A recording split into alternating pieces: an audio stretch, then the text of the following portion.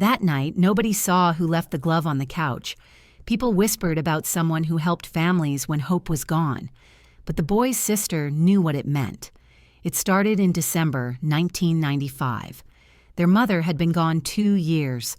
Their father worked double shifts at a warehouse in Pasadena, trying to cover rent and the medical bills that kept stacking higher. Emma was 17. Her brother, Danny, was 10. He'd been diagnosed with leukemia 8 months earlier. The chemo had taken his hair, his energy, his appetite. But it hadn't taken his smile. Not yet. Danny loved music. Old cassette tapes, scratched CDs he found at garage sales, anything with a beat. He'd sit by the window in their small apartment, headphones on, eyes closed, moving his shoulders to rhythms only he could hear.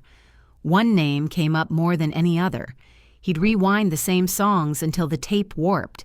He'd practice spins in the hallway until he got dizzy and had to sit down. Emma would watch from the kitchen, pretending to do homework, her chest tight. Their apartment was on the 3rd floor of a building where the elevator only worked half the time.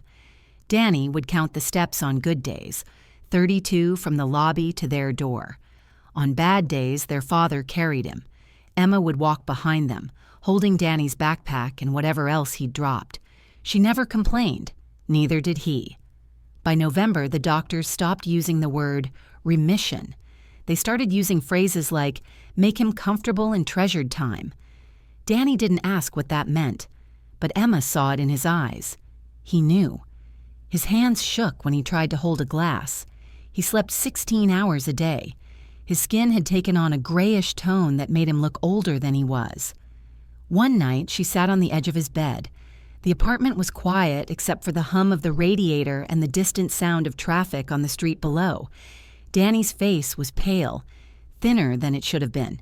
His hands rested on top of the blanket, small and still. There were bruises on his arms from the IV lines. She hated looking at them. She asked him if there was anything he wanted, anything at all. He looked at her for a long moment. His eyes were glassy but focused. Then he said he wanted to meet him, just once. He didn't care if it was for 5 minutes. He just wanted to say thank you, for the music, for making him feel like he could move even when his body wouldn't let him, for making him feel less alone. Emma's throat closed. She nodded. She didn't tell him it was impossible. She didn't tell him that people like them didn't get chances like that. But that night, after Danny fell asleep, she sat at the kitchen table and wrote a letter. The pen kept slipping in her hand. She didn't know where to send it. She didn't know if anyone would read it. She wrote it anyway. She explained who Danny was, what he loved, what he was facing. She didn't beg. She just asked for a chance, a moment, anything. She mailed it to a fan club address she found in a magazine at the library. The librarian had given her a strange look when she asked for the photocopier. Emma told her it was for a school project. Then she waited. 3 days later, something impossible happened. A woman called the apartment. Her voice was calm, professional. She didn't give her name. She said she worked with someone who'd received Emma's letter. She said he wanted to help. She asked if Danny could come to a studio in Burbank the following evening. 7 o'clock. No cameras. No press. Just a visit. Emma's hands shook so hard she almost dropped the phone. She asked if it was real. The woman said yes. She gave an address and asked Emma not to share it with anyone. Then she hung up. Emma stood in the kitchen for 5 minutes staring at the phone. Her father came home an hour later. When she told him, he didn't believe her at first. Then he saw her face and went quiet. The next night, their father borrowed a car from a co-worker. Danny wore his favorite shirt, a faded purple one with a spaceship on it. Emma had ironed it that morning, even though the creases wouldn't come out. Danny didn't say much on the drive. He stared out the window, watching the streetlights blur past. Emma sat in the back with him, holding his hand. His fingers were cold. She could feel his pulse, faint and fast. When they arrived, the building looked ordinary. Beige walls, a small parking lot, a single door with a buzzer. A receptionist met them in the lobby and led them down a hallway with soft carpet and dimmed lights. No one else was there. The walls were bare, except for a few framed posters Emma didn't recognize. At the end of the hall, a door stood half open. Inside, the room was small. A couch, a few chairs, a table with water bottles and a bowl of candy. And in the center, standing near the window with his back to them, was a man in a black jacket and white shirt. He turned when they entered. Emma's breath caught. Danny froze. His grip on her hand tightened. The man smiled. It was gentle, quiet.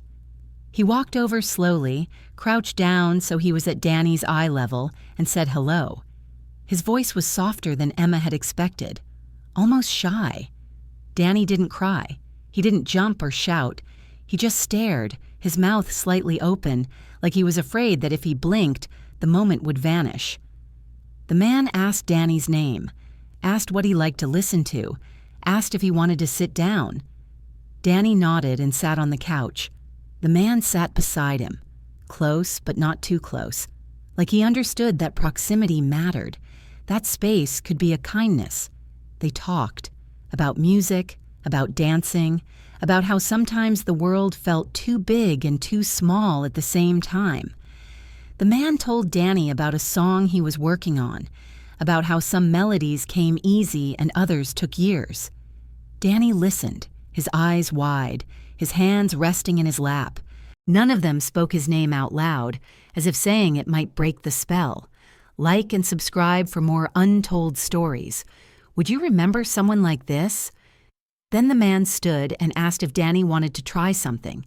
He showed him a few moves, simple ones, nothing that would tire him out. A glide, a spin, a turn on the heel. Danny tried to copy them.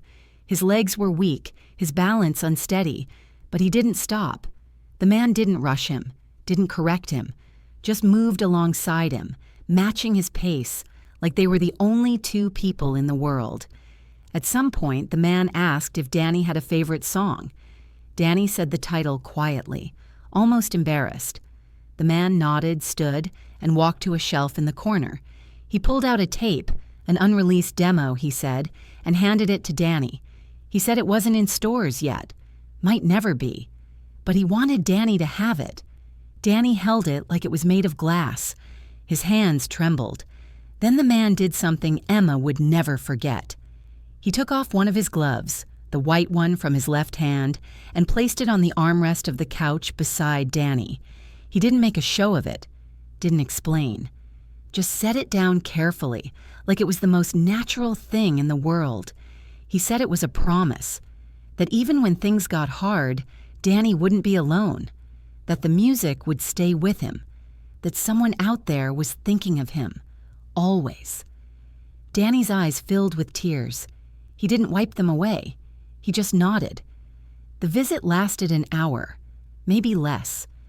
Time felt strange in that room, like it moved slower or faster depending on the moment. When it was time to leave, the man walked them to the door. He shook their father's hand, thanked him for bringing Danny.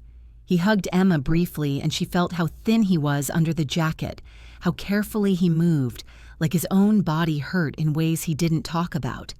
Then he knelt down one last time and hugged Danny. He whispered something Emma couldn't hear. Danny nodded, his face pressed against the man's shoulder. On the drive home, Danny didn't say a word. He held the glove in one hand and the tape in the other. His face was calm, peaceful, like something inside him had settled. That night, Emma tucked him into bed. He asked her to play the tape. She did.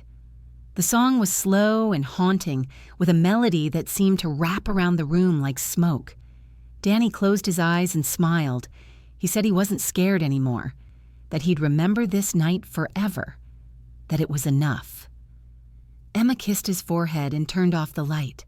She stood in the doorway for a long time, watching him sleep, knowing that she'd just witnessed something most people never do, a moment of pure, unfiltered grace. 3 weeks later, Danny's condition worsened. The hospital admitted him on a Saturday. By Monday, he was in intensive care. The doctors said his body was shutting down. His kidneys were failing. His lungs were filling with fluid. There was nothing more they could do. Emma stayed by his side. She read to him from a book of poetry their mother used to read, played the tape over and over on a small portable player she'd brought from home. Sometimes Danny would squeeze her hand. Sometimes he'd hum along, barely audible, his lips moving but no sound coming out. On the fourth night, his breathing changed. It became shallow, uneven. The nurse said it wouldn't be long. Emma sent their father to get coffee. She wanted to be alone with Danny for this. She leaned close. She told him she loved him, told him he'd been brave, told him it was okay to rest, that she'd be okay, that he could let go. His breathing slowed. Emma leaned closer. She heard them, soft, final, full of everything he couldn't say. Gratitude, peace, love. Then he was gone. The funeral was small. A few neighbors, their father's co-workers, a teacher from Danny's school who cried through the entire service. Emma stood beside the casket and didn't cry. She felt hollowed out, like something inside her had been scooped away and nothing had been left to fill the space. They buried him in a cemetery in Glendale. The headstone was simple, just his name and the years.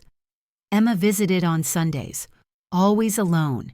She'd sit on the grass and talk to him, tell him about her day, about the songs she heard on the radio, about how much she missed him, how the apartment felt too big now, how their father had stopped listening to music entirely.